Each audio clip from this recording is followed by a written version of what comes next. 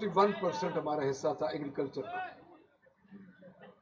और 1987 में वो आ गया 41%, और इस वक्त जनाब स्पीकर वो है 18% एग्रीकल्चर का। अब एग्रीकल्चर में जो भी फसलात आती हैं उसमें मेन क्रॉप जो है जनाब, अब मैं इसको कैश क्रॉप तो नहीं कह सकता, लेकिन मेन क्रॉप क्योंकि हर पंजाब या पाकिस्तान या दुनिया के हर बंदे की ज़रूरत गंदम के साथ वाबस्ता है। इसमें सबसे पहले तो मैं ऑनरेबल अपने मिनिस्टर साहब की ये करेक्शन करूंगा कि इन्होंने टारगेट सेट किया हुआ है ऑलरेडी। 90 मन आई थिंक 36-37 बोरी बनती हैं जो 100 किलोग्राम की होती है। 90 मन इस वक्त बारदाना मिल रहा है एक काश्तकार को।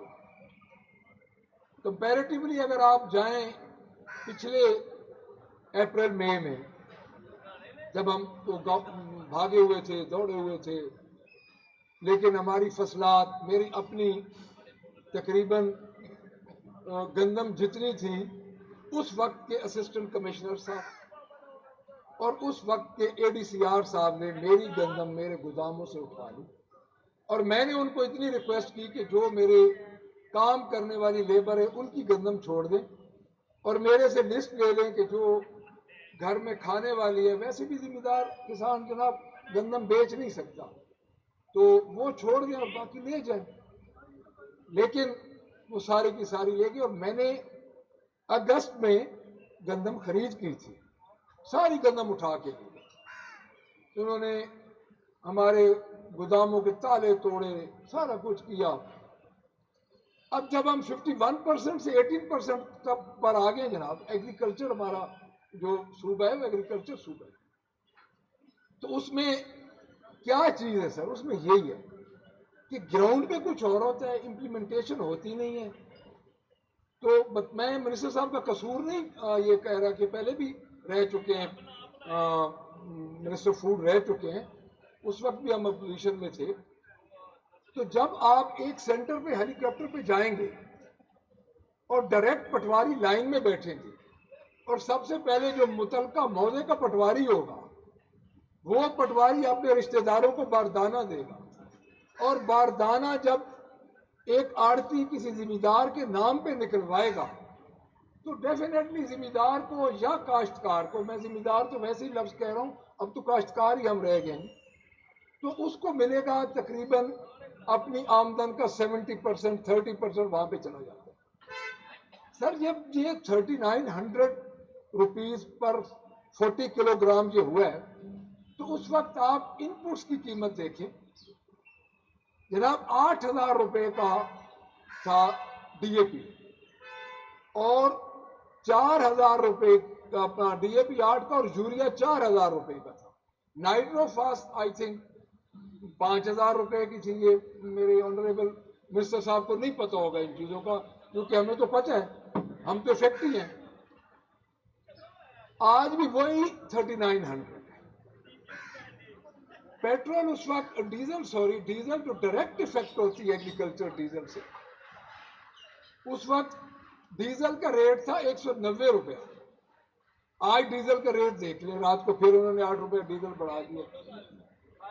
और उसके बाद कैरेज इनकी ये करेक्शन कर लें, मेरी बात सुनना गवारा नहीं कर रहे मेरे ऑनरेबल मिनिस्टर साहब, लेकिन मैं आपके तवज्जो से पहुंचाता रहूंगा। सर बात ये है कि आप ये देखें, ये जुल्म देखें कि पिछली दफा जो कैरेज था वो 60 रुपए था, अब 30 रुपए कर दिया। यानी पिछली दफा जब 190 से 200 रुपए आपका डीजल रेट था पर लीटर, उस वक्त 60 रुपए था आपका कैरेज रेट, अब 30 रुपए कर दिए।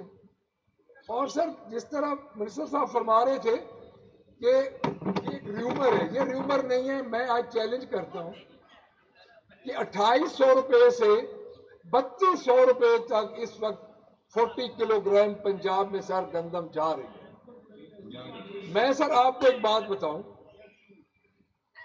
سر ایک جگہ پہ گندم آ چکی ہے, یہ بھی میں کریکشن کر دوں. جو ہمارا پوٹھوہار کا ایریا ہے نا سر, وہاں پہ 10-15 دن گندم پہلے آتی ہے, اور پھر جو ہمارا ایریا ہے اس کا جنوبی پنجاب کا, تو جہاں پہ پانی کم ہوتا ہے گندم جلدی تیار ہو جاتی ہے, وہاں پہ ایک دن بارش ہو تو 2 دن بعد ہارویسٹنگ ہو جاتی ہے, اس میں کوئی ایسا نہیں ہوتا, کوئی لمبا پروسیجر نہیں ہے. سر بات یہ نہیں ہے کہ ہم اپوزیشن میں ہیں اور ہم ہر بات کو غلط کہنا شروع کر دیں, بات ہے حقیقت کی.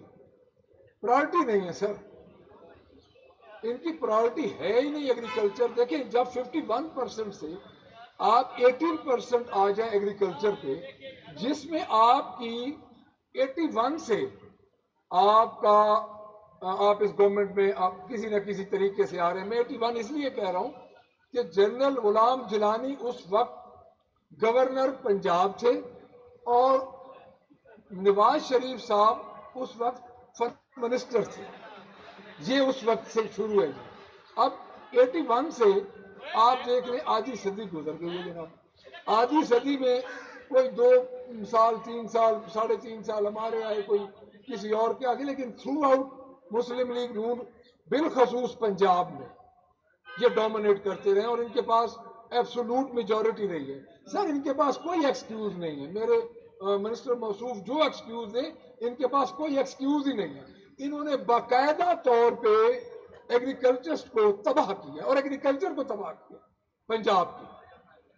اور اس میں اگلی بات میں ان کی خدمت میں عرض کروں گا کہ یہ جو کہہ رہے ہیں جناب کہ ہماری کیبنٹ فیصلہ کرے گی, دیکھیں بات یہ ہے کہ گندم کی پرائس کی سپورٹنگ پرائس جو ہوتی ہے اس کا بہترین ٹائم جو ہوتا ہے وہ ہوتا ہے اکتوبر نومبر میں.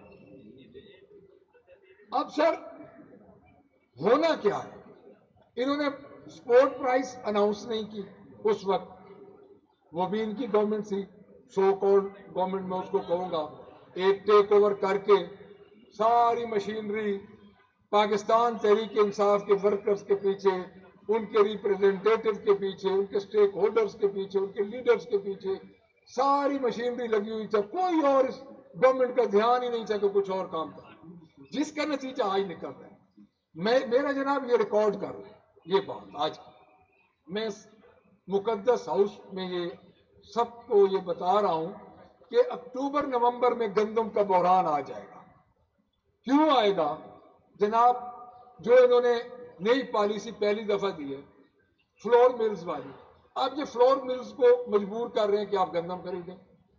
اب جناب مجھے پتا ہے کہ جب فلور مل کے پاس کسان جاتا ہے تو وہ جو اس کا جس طرح یہ اپنا فرما رہے ہیں کہ اس وقت گندم میں نمی ہے, تو نمی چیک کرنے کا لیول ان کا, اگر محکمہ فوڈ 10 to 12% نمی پہ آتا ہے تو فلور مل اس وقت 22% پہ ہوتی ہے. اور جب ادھر یہ فلور مل کے پاس کسان جائے گا تو وہ تو جناب جو بچہ کچھ ہوگا وہ بھی اس کا برباد ہو جائے گا. اور دوسری بات, جو جینون فلور ملز کے کام کرنے والے لوگ ہوں گے وہ گندم کبھی نہیں خرید سکتے. فلور مل کبھی بھی گندم اس موسم میں نہیں خریدتی جناب. وہ کیوں خریدے؟ ہاں ایک بات ہے, سٹاکسٹ خریدیں گے, وہ ضرور خریدیں گے, اور فلور مل کے گودام استعمال کریں گے, اور وہ خریدیں گے 2800-2500 سے لے کے 3000 روپے من. سر جب آپ ایک کسان کو دیں گے 90 من کا باردانہ تو وہ بقایا گندم کا کیا کرے گا, کدھر لے کے جائے گا؟ دیکھیں یہ پالیسی سیٹ ہو چکی ہے. میرے منسٹر صاحب یہاں پہ جو یا ان کے علم میں نہیں ہے تو یہ اپنے محکمے کو بچا رہے ہیں یا اپنی گورنمنٹ کو بچا رہے ہیں. میں تو یہی کہہ سکتا ہوں بدقسمتی ہے اس میں کہ آپ کم از کم ہمیں بات تو سیدھی بتا دیں. 90 من سے زیادہ میں آج یہ بتا رہا ہوں کہ 90 من سے زیادہ ایک بندے کی گندم نہیں خریدی جائے گی. اور گندم جو ہے وہ اکتوبر نومبر میں شارٹ ہو جائے گی, کیونکہ انہوں نے تو ابھی 14,000 روپے کی بوری منگوائی ہے. 14,000 روپے کی بوری ہے جو یہ منگوا رہے ہیں, جو پچھلی گورنمنٹ نقوی گورنمنٹ کا. میں تو ایک ہی تسلسل آفٹر 9 اپریل کے بعد میں سارا ایک ہی تسلسل سمجھتا ہوں جناب. کہ ایک ہی تسلسل سے یہ گورنمنٹ آ رہی ہے, ان کے فیسیلیٹیٹر سے وہ, تو انہوں نے جو پالیسی بنائی ہے انہوں نے وہی پالیسی فالو کرنی. جو 3900 روپیہ 3900 پر 40 کلو گرام پلس 60 روپیز جو کیریج ریٹ تھے, وہ تو ہماری گورنمنٹ نے بنائے تھے, ہماری گورنمنٹ کے تھے, ان کے نہیں تھے. اب آگے جو آ رہا ہے جی فلور مل پہ, یہ فلور مل والوں نے نہیں خریدنی, گندم سٹاکس خرید لے گا, گندم چلی جائے گی, اور نومبر میں ہم دوبارہ بیٹھے ہوں گے کہ ہمارے ساتھ ہوتا کیا ہے. لیکن ادھر بات یہ ہے کہ اس میں یہ منسٹر صاحب کہہ رہے تھے کہ ہمارے پاس 93 ہیں پروکیورمنٹ سینٹرز ہیں, وہاں پہ پٹواری بیٹھے ہیں, مجھے بھی پتہ ہے پٹواریوں کا ایک فیک ادھر بن رہے ہیں, آپ کے باردانے فیک بن رہے ہیں. سر ایک ذمہ دار, ایک ایگریکلچرسٹ, کسان, ان کے جو اتنی کمپلیکیشنز ہیں, آپ کا بھی وہی بیک گراؤنڈ ہے, میرا بھی وہی بیک گراؤنڈ ہے, اور مجھے بڑا افسوس سے یہ کہنا پڑ رہا ہے کہ یہ جو چیئرز خالی پڑی ہیں اور ہم نے بل پاس کروانے تھے جن کے ساتھ ہماری ذات کا کوئی تعلق نہیں تھا, ہمارے صوبے کا کوئی تعلق نہیں تھا, بل کے لیے ہم سارے تھے, اب ساری ادھر سے ٹیلی بینچز سے ہماری چیئرز خالی پڑی ہیں, اور اس میں سے موسٹلی ایگریکلچرز اپنے حقوق کے لیے جب تک نہیں بولیں گے. لیکن سر میں آپ کو ایک چیز عرض کروں کہ 1997 میں ذمہ دار پہ جب ظلم شروع ہوا تھا, اس وقت بھی گورنمنٹ تھی پاکستان مسلم لیگ نون کی, انہوں نے ڈیول ٹیکسیشن کی تھی. دنیا میں کہیں چلے جائیں, کسی شعبے میں چلے جائیں, تو دنیا میں دوہرا ٹیکس نہیں.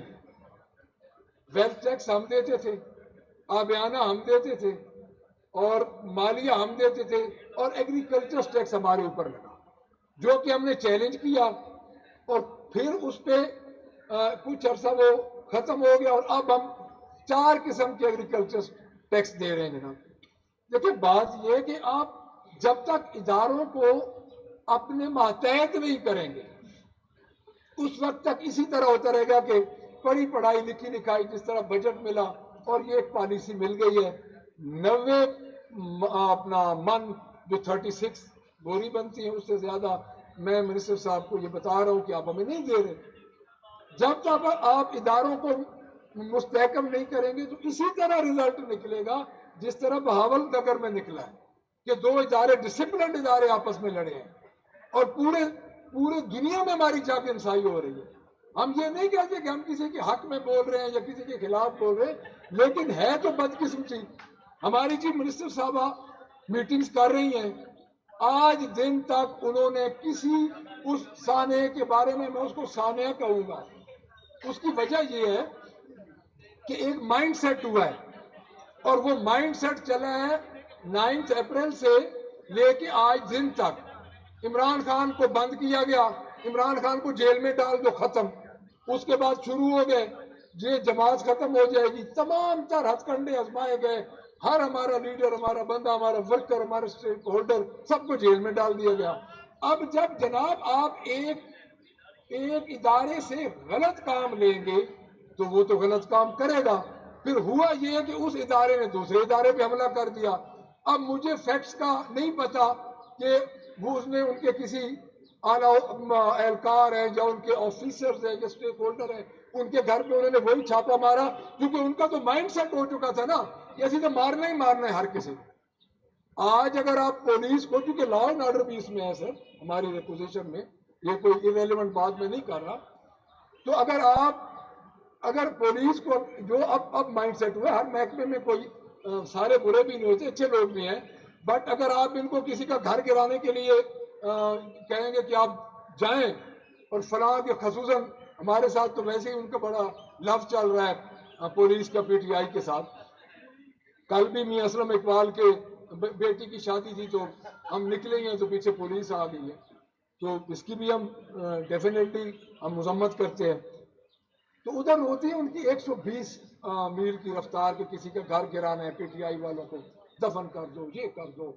اگر آپ کسی پازیٹیو کام کی طرف سے جائیں گے تو آج پولیس ادھر 20 میل کی رفتار سے لے جائے گی.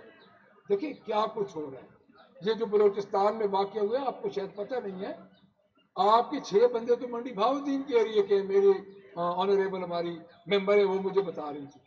देखिए सर, बात आप एक महकमे को, एक इदारे को जब सही तरीके से हैंडल नहीं करेंगे, और मैं अब गंदम के बारे में भी यही अर्ज करूंगा कि आप अपने महकमे को, मिनिस्टर साहब पुराने मिनिस्टर हैं, कोई शक नहीं, ये नहीं है कि नए मिनिस्टर हैं, बट जिस तरह की तहवीलें या जिस तरह के एक्सक्यूज उन्होंने इधर पेश किए हैं वो कोई एक्सक्यूज नहीं है सर। एक गंदम, एक किसान की रोटी, उसके साथ वाबस्ता लोगों की रोटी, और पूरे माशरे में एक आप ऐसा काम करने जा रहे हैं कि यही गंदम जब स्टॉकिस्ट से एक आम बंदा लेने जाएगा तो यही गंदम उस वक्त आपको 7,000 रुपए पर मन मिलेगी। ये मेरे से लिखवा लें, ये मैं ये बात कल रिकॉर्ड पे आ जाएगी। अल्लाह ताला मिनिस्टर साहब को भी खैर खैरियत से रखे और मुझे भी खैर खैरियत से रखे, और मैं उनसे उस वक्त पूछूंगा कि क्या पोजीशन है। देखिए, जुल्म ना करें, हमारे एग्रीकल्चर्स बेचारे पिस चुके हैं।